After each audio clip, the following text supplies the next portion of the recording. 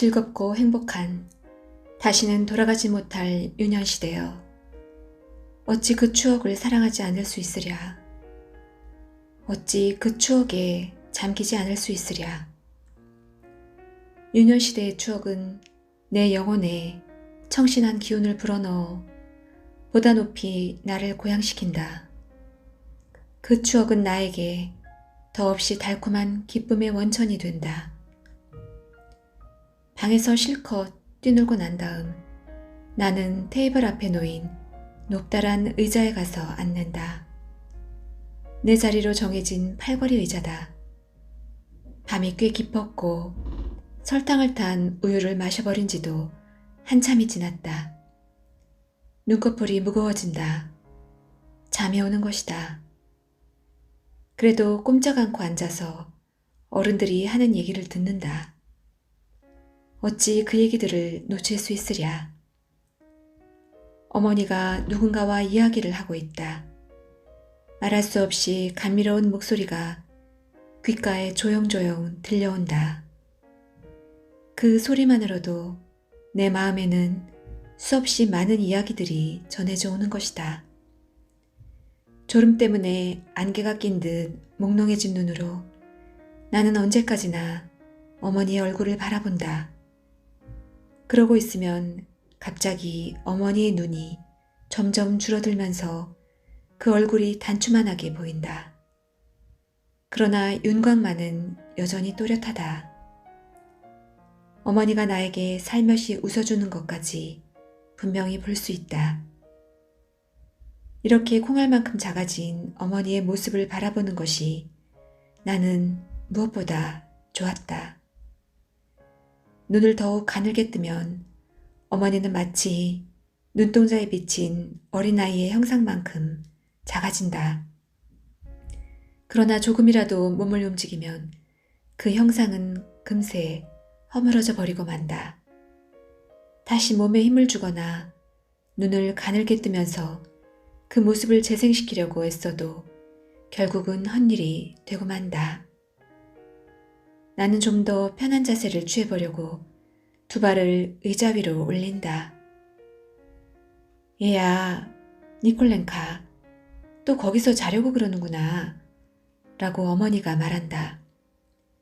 졸리면 어서 2층에 올라가 자거라. 나 졸리지 않아요 하고 나는 대답한다. 그러나 몽롱하면서도 달콤한 환상에 휩싸여 나도 모르는 사이에 두 눈을 술을 감고 만다. 그런 후엔 아무것도 의식하지 못하게 되어 내쳐 잠을 잔다. 하지만 누군가의 부드러운 손길이 와닿는 것은 꿈결에도 느낄 수 있다. 그리고 그 감촉만으로도 나를 어루만지는 손의 주인이 누구인지를 알 수 있다.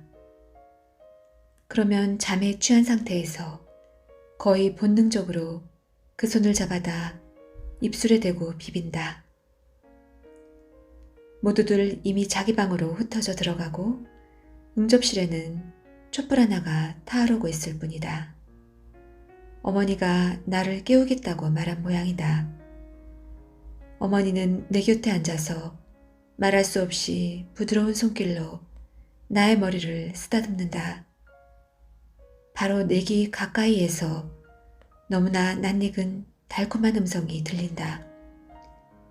이제 일어나야지, 니콜렌카. 2층에 올라가서 자자. 어머니의 애무를 방해할 그 어떤 시선도 방 안에는 없다. 어머니는 아무 거리낌도 없이 모든 애정을 나에게 쏟는다. 나는 꼼짝도 하지 않는다. 어머니의 손을 더욱 세차게 내 입술에 비빌 뿐이다. 어서 일어나거라, 응? 어머니는 다른 손으로 나의 목을 잡는다. 그 손가락이 빠르게 움직이며 내 여린살을 간지린다. 방 안은 어둡고 조용하다. 간지럼 때문에 나의 신경은 예민해진다. 어머니는 내 곁에 앉아 계속해서 나를 쓰다듬는다. 나는 어머니의 채취를 느끼고 어머니의 음성을 듣는다. 이 모든 것에 감정이 고조되어 나는 벌떡 몸을 일으킨다. 그러고는 두 팔을 어머니의 목에 감고 머리를 가슴에 묻으며 숨가쁜 소리로 이렇게 말한다. 엄마, 나는 엄마가 좋아. 엄마가 제일 좋아. 어머니는 언제나처럼 그 서글프고도 매력적인 미소를 띠며 두 손으로 나의 머리를 감싼다. 이마에 키스를 한 다음 어머니는 나를 무릎 위에 앉힌다. 정말 엄마가 그렇게 좋으니? 하고는 잠시 입을 다물었다가 다시 이렇게 말한다. 그 마음 변치 말아야 해. 알겠니? 그리고 이 엄마를 잊어서는 안 된다. 혹시 엄마가 죽더라도 넌 이 엄마를 잊지 않겠지? 응? 니콜렌카? 어머니는 더욱 다정하게 키스를 해준다. 그런 말은 싫어. 이젠 그런 말 하지 말아요. 네, 엄마. 나는 어머니의 무릎에 입 맞추며 이렇게 외친다. 내 눈에서는 눈물이 줄줄 흘러내린다. 애정과 환희의 눈물인 것이다. 나는 2층으로 올라가 솜을 놓은 파자마를 입고 성상 앞에 선다. 주여, 우리 아버지와 어머니에게 복을 내려주시옵소서. 이런 기도를 들을 때는 참으로 형언할 수 없을 만큼 황홀한 기분에 휩싸인다. 사랑하는 어머니를 위해 잘 돌아가지 않는 혀로 갓배운 이 기도문을 몇 번이고 되풀이하노라면 어머니에 대한 사랑과 신에 대한 사랑이 신기하게 하나의 감정으로 융합되는 것이다. 기도를 끝내고 이불 속으로 기어들어가면 홀가분해지고 밝아진 마음에 기쁨이 넘치곤 한다. 잠들기 전에는 온갖 공상이 꼬리에 꼬리를 물고 떠오른다. 그것은 무엇에 대한 공상이었을까? 모두 두서없고 갈피를 잡을 수 없는 것들 뿐이었지만 그것은 순결한 애정에서 우러나는 것이었다. 그리고 어두운 그늘 없는 행복에 대한 기대에서 우러나는 것이었다. 이런 때 나는 칼을 입안에 있지와 그의 불행한 운명을 자주 떠올린다. 내가 알고 있는 사람들 중에 그가 가장 불행한 인간이기 때문이다. 나는 참을 수 없이 그가 불쌍해진다. 그리고 못 견디게 그가 사랑스러워진다. 어느새 내 눈엔 눈물이 글썽해진다. 하느님, 그 사람에게 행복을 내려주시옵소서. 그를 도와주시고 그의 슬픔을 덜어줄 수 있는 능력을 나에게 주시옵소서. 그를 위해서라면 어떠한 어려움도 참아내겠나이다. 그런 다음 나는 가장 아끼는 사기 인형들, 토끼나 강아지를 푹신한 베개 옆에 놓고 그 장난감 동물들이 앉아있는 모양을 대견스럽게 바라본다. 그러고는 하느님께서 모든 사람들에게 행복을 내려주시기를, 누구나가 다 만족한 생활을 누릴 수 있게 해주시기를 빈다.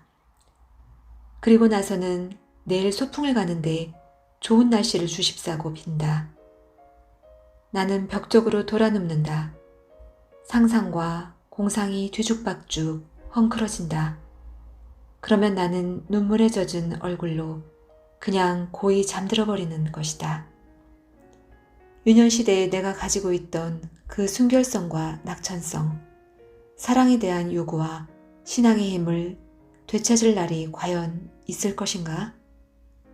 순진무구함과 사랑에 대한 끝없는 요구, 이 두 가지 선이 삶의 유일한 원동력이었던 그 시대보다 더 좋은 시대가 과연 있을 것인가? 그때의 그 열정적인 기도는 어디 갔는가? 하느님의 귀중한 선물인 그 순결한 감격의 눈물은 어디로 사라졌는가? 위로의 천사가 날아와 미소 지으며 눈물을 닦아주고 아직 더럽혀지지 않은 어린 마음에 달콤한 공상의 씨를 뿌려주던 그 시대는 과연 나의 인생이 그때의 기쁨과 감격의 눈물을 영원히 떠나버리게 할 만큼 무거운 발자국을 내 가슴에 새겨놓은 것일까? 그리고 그 기쁨, 그 눈물은 이제 한낱 추억에 지나지 않는 것일까?